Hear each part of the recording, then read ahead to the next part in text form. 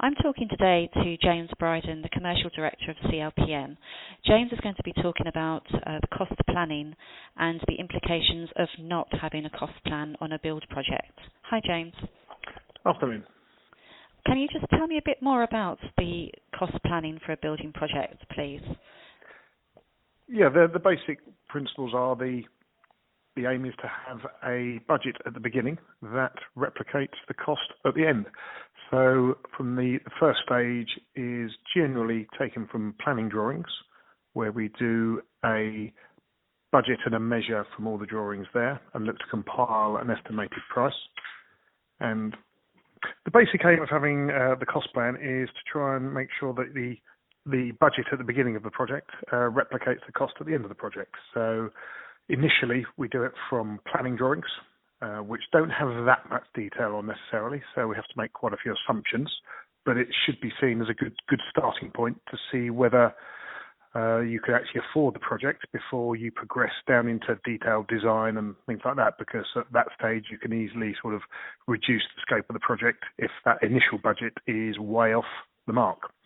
Then once the design evolves, then we refine that price. So when you get to sort of what we term your building regs drawings, which have a lot more detail in them and have all the sort of the structural details, then we can price that in a lot more detail. And hopefully then that refines your anticipated costs again. And there is always then the option to refine that again and again as we go through, as more and more detail is added in. Or you can just make some of the assumptions yourself. For instance, we will make a nominal allowance for a kitchen, say £20,000 or whatever, but as a client, they may well be well aware of exactly what their kitchen costs are going to be, so we can slowly refine the numbers as we give them more information. But the aim is to be then you've got a baseline to work from for the rest of the project, really, and that helps you keep control of your costs from day one. And that's the idea of the cost plan. So can you tell me a bit more about the dangers of not planning financially for a build project? Well, the simple analogy I give for not planning it effectively, there's quite a good one, is you can go to the Ford Mondeo website basically and buy a Ford Mondeo for $16,000 or a Ford Mondeo for $32,000.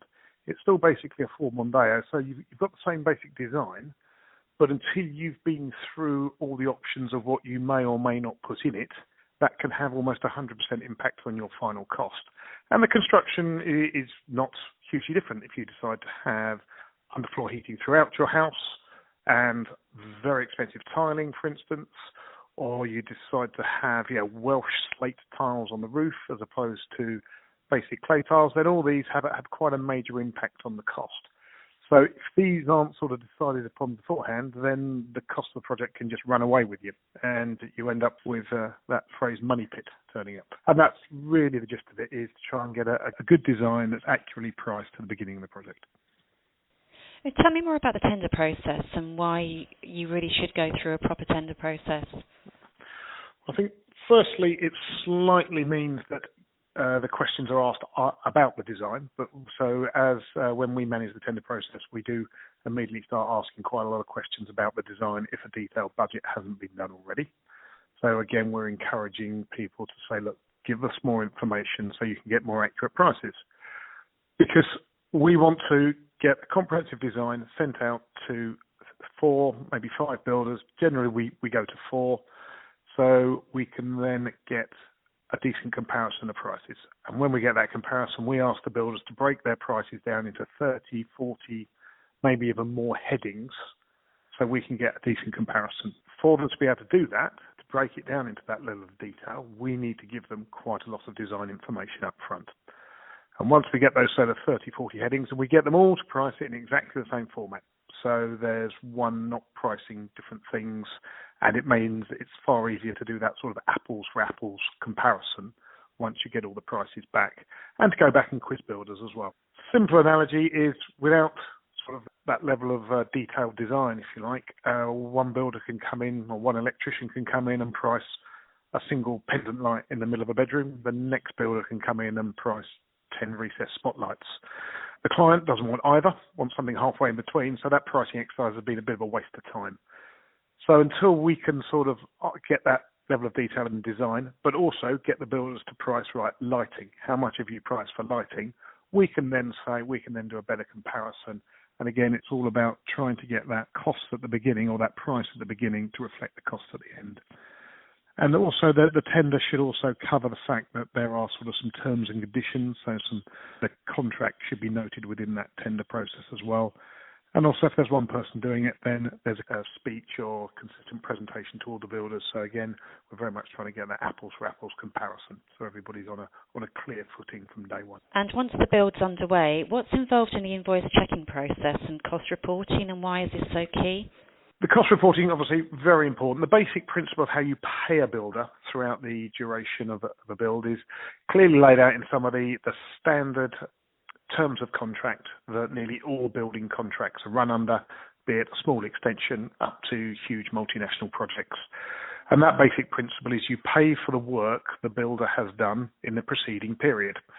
So the contract normally starts at once every month, but it could be down to once every 2 weeks. The builder gets paid for the work they've carried out in the preceding period. So to be able to do that, we then revert back to that detailed breakdown that we mentioned in the tender process to say, right, we've got 40 lines of breakdown of his price. So for instance, after period 1, we say, what have you done this month? And he says, well, I've done the foundations and I've done half the brickwork. So we can go back to the detailed breakdown and say, right, the foundations were £5,000, so we'll pay you £5,000. The walls and the brickwork were £10,000, and you've done about half of them. Okay, so that's another £5,000. So the builder is then owed £10,000. So he's only getting paid for the work he's done. He's not getting paid for anything up front, unless there's a specific sort of agreement outside of that. But the basic process is that they get paid for the work they've done in the preceding period. And then the other little element the contracts always add in is there is a retention clause, which means 5% is then deducted from that payment to make sure he turns up the next day. And it's just a little bit of extra leverage for the client, and that retention is then held for 3 or 6 months after the project has ended. Again, it's about trying to make sure that the client at the end of the day has got the money in the bank and then not giving it ahead of time or for activities that have not yet been carried out.